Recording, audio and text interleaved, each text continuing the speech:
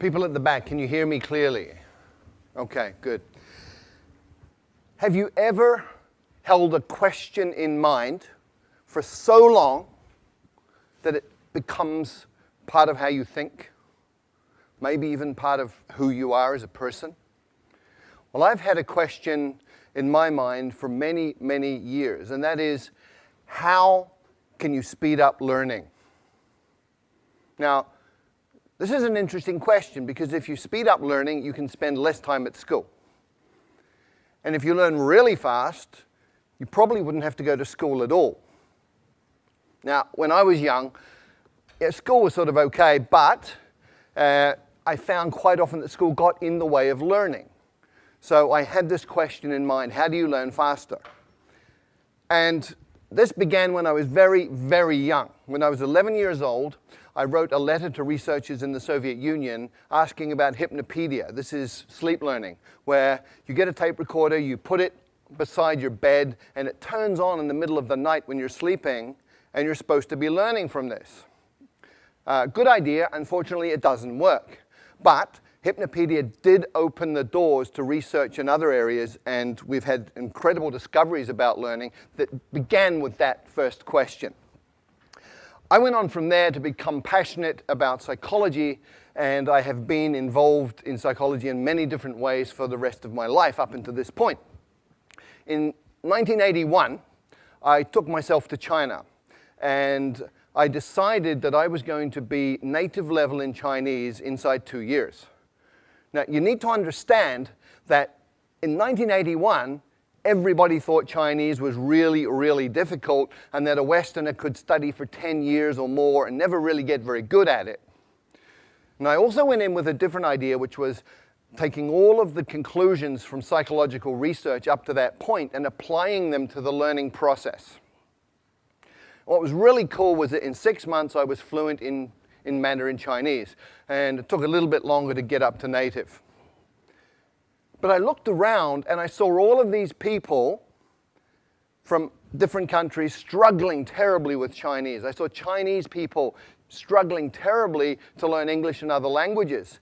And so my question got refined down to, how can you help a normal adult learn a new language quickly, easily, and effectively? Now, this is a really, really important question in today's world. We have massive challenges with environment. We have massive challenges with social dislocation, with wars, all sorts of things going on. And if we can't communicate, we're really going to have difficulty solving these problems. So we need to be able to speak each other's languages. This is really, really important. The question is, how do you do that? Well, it's actually really easy. You look around for people who can already do it. You look for situations where it's already working, and then you identify the principles and apply them. It's called modeling, and I've been looking at language learning and modeling language learning for about 15 to 20 years now. And my conclusion, my observation from this is that any adult can learn a second language to fluency inside 6 months.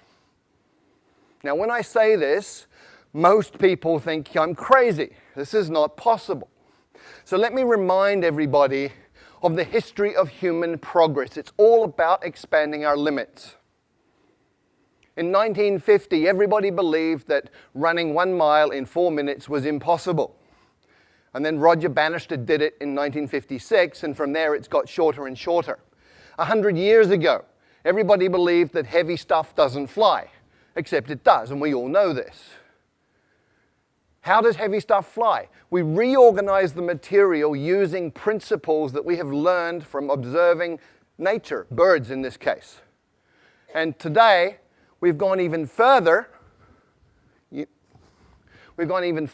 So you can fly a car. You can buy one of these for a couple of $100,000 US. We now have cars in the world that fly. And there's a different way to fly, which we learned from squirrels. So all you need to do is copy what a flying squirrel does, build a suit called a wingsuit, and off you go. You can fly like a squirrel. Now, most people, a lot of people, I wouldn't say everybody, but a lot of people think they can't draw. However, there are some key principles, 5 principles that you can apply to learning to draw, and you can actually learn to draw in 5 days. So if you draw like this, You learn these principles for 5 days and apply them, and after 5 days you can draw something like this. Now I know this is true because that was my first drawing, and after 5 days of applying these principles, that was what I was able to do. And I looked at this and I went, wow. So that's how I look like when I'm concentrating so intensely that my brain is exploding. So anybody can learn to draw in 5 days. And in the same way, with the same logic, anybody can learn a second language in 6 months. How? There are 5 principles and 7 actions. There may be a few more, but these are absolutely core. And before I get into those, I just want to talk about 2 myths. I want to dispel 2 myths. The first is that you need talent. Let me tell you about Zoe. Zoe came from Australia, went to Holland, was trying to learn Dutch, struggling extremely a great deal, and finally, people were saying you're completely useless, you're not talented, give up, you're a waste of time, and she was very, very depressed. And then she came across these 5 principles. She moved to Brazil and she applied them, and in 6 months she was fluent in Portuguese. So talent doesn't matter. People also think that immersion in a new country is the way to learn a language, but look around Hong Kong. Look at all the Westerners who've been here for 10 years who don't speak a word of Chinese. Look at all the Chinese living in America, Britain, Australia, Canada, who've been there 10, 20 years, and they don't speak any English. Immersion per se does not work. Why? Because a drowning man cannot learn to swim. When you don't speak a language, you're like a baby, and if you drop yourself into a context which is all adults talking about stuff over your head, you won't learn. So, what are the 5 principles that you need to pay attention to? First, there are 4 words. Attention, meaning, relevance, and memory. And these interconnect in very, very important ways, especially when you're talking about learning. Come with me on a journey through a forest. You go on a walk through a forest and you see something like this. Little marks on a tree. Maybe you pay attention, maybe you don't. You go another 50 meters and you see this. You should be paying attention. Another 50 meters, if you haven't been paying attention, you see this. And at this point, you're paying attention. And you've just learned that this is important, it's relevant, because it means this, and anything that is related, any information related to your survival is stuff that you're going to pay attention to, and therefore you're going to remember it. If it's related to your own personal goals, then you're going to pay attention to it. It's relevant, you're going to remember it. So the first rule, first principle for learning a language is focus on language content that is relevant to you, which brings us to tools. We master tools by using tools, and we learn tools the fastest when they're relevant to us. So let me share a story. A keyboard is a tool. Typing Chinese a certain way, there are methods for this, that's a tool. I had a colleague many years ago who went to night school Tuesday night, Thursday night, 2 hours each time, practicing at home. She spent 9 months and she did not learn to type Chinese. And one night we had a crisis. We had 48 hours to deliver a training manual in Chinese. And she got the job. And I can guarantee you, in 48 hours, she learned to type Chinese because it was relevant, it was meaningful, it was important. She was using a tool to create value. So the second principle for learning a language is to use your language as a tool to communicate right from day one, as a kid does. When I first arrived in China, didn't speak a word of Chinese. And on my second week, I got to take a train ride overnight. I spent 8 hours sitting in the dining car talking to one of the guards on the train. He took an interest in me for some reason. And we just chatted all night in Chinese, and he was drawing pictures and making movements with his hands and facial expressions, and piece by piece by piece, I understood more and more.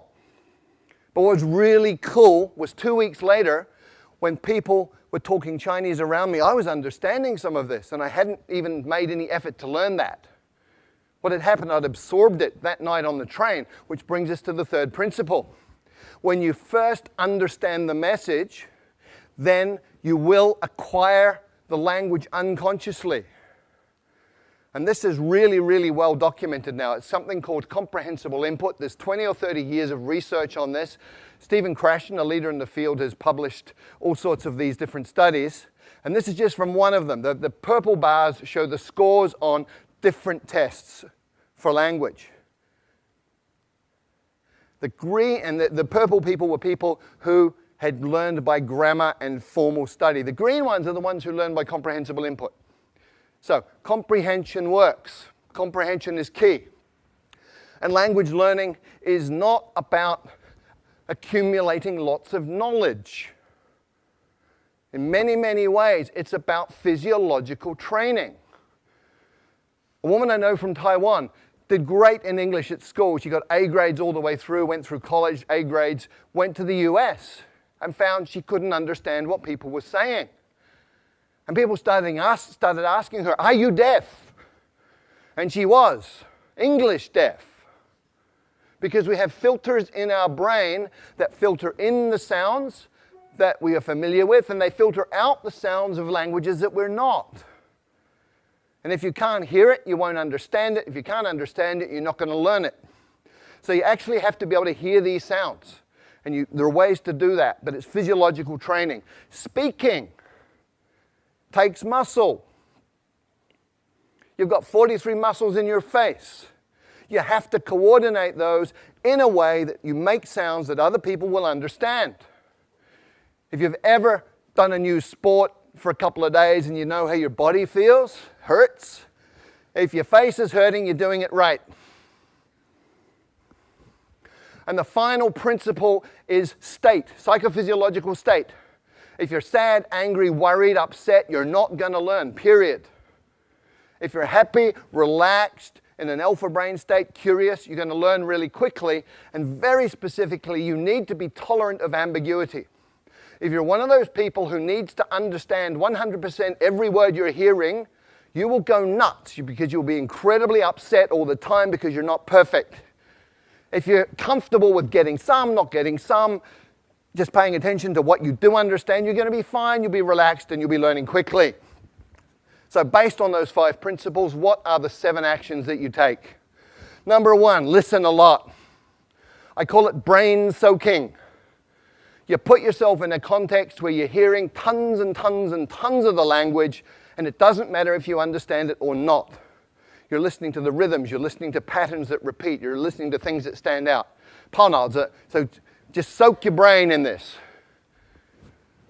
The second action is you get the meaning first, even before you get the words. And you go, well, how do I do that? I don't know the words. Well, you understand what these different postures mean.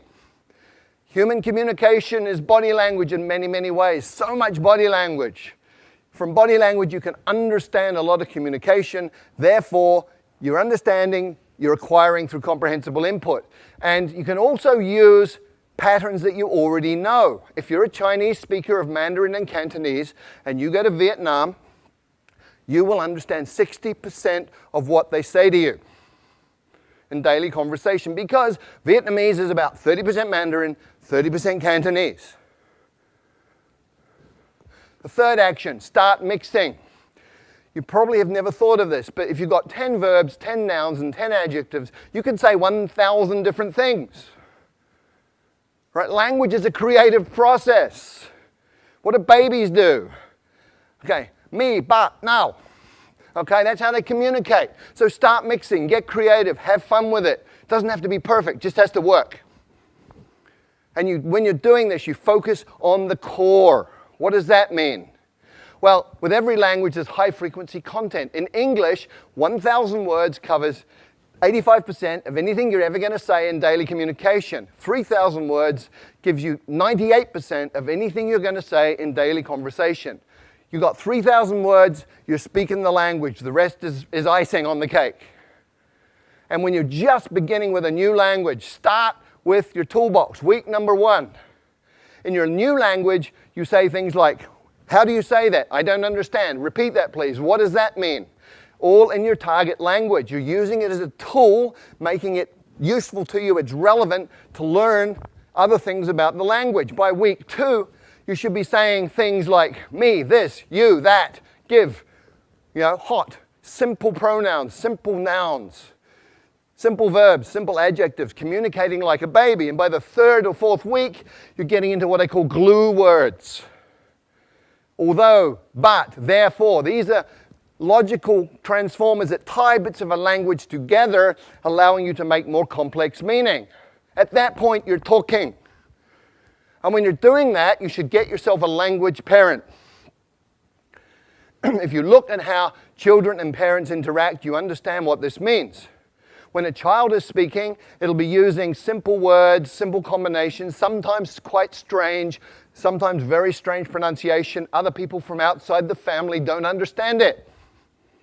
But the parents do. And so the kid has a safe environment, gets confidence. The parents talk to the children with body language and with simple language. They know the child understands. So you have a comprehensible input environment that's safe. We know it works, otherwise none of you would speak your mother tongue. So you get yourself a language parent who's somebody interested in you as a person who will communicate with you essentially as an equal, but pay attention to help you understand the message. There are 4 rules of a language parent. Spouses, by the way, are not very good at this, okay?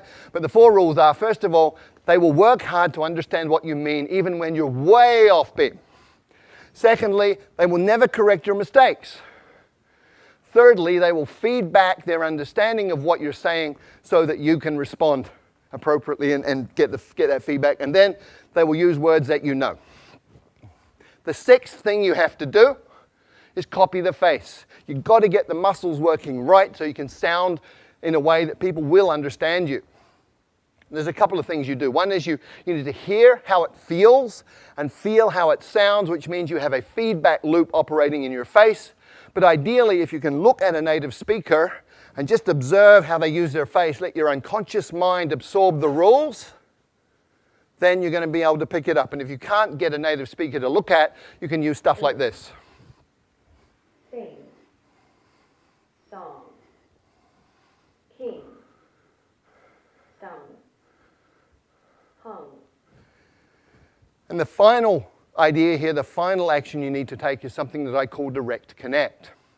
What does this mean? Well, most people learning a second language sort of take the mother tongue words and the target words and go over them again and again in their mind to try and remember them. Really inefficient. What you need to do is realize that everything you know is an image inside your mind, it's feelings. If you talk about fire, you can smell the smoke, you can hear the crackling, you can see the flames. So what you do is you go into that imagery and all of that memory and you come out with another pathway. So I call it same box, different path. You come out that pathway and you build it over time. You become more and more skilled and just connecting the new sounds to those images that you already have and to that internal representation. And over time, you even become naturally good at that process that becomes unconscious. So there are 5 principles that you need to work with, 7 actions. If you do any of them, you're going to improve. And remember, these are things under your control as the learner. Do them all. You're going to be fluent in the second language in 6 months. Thank you.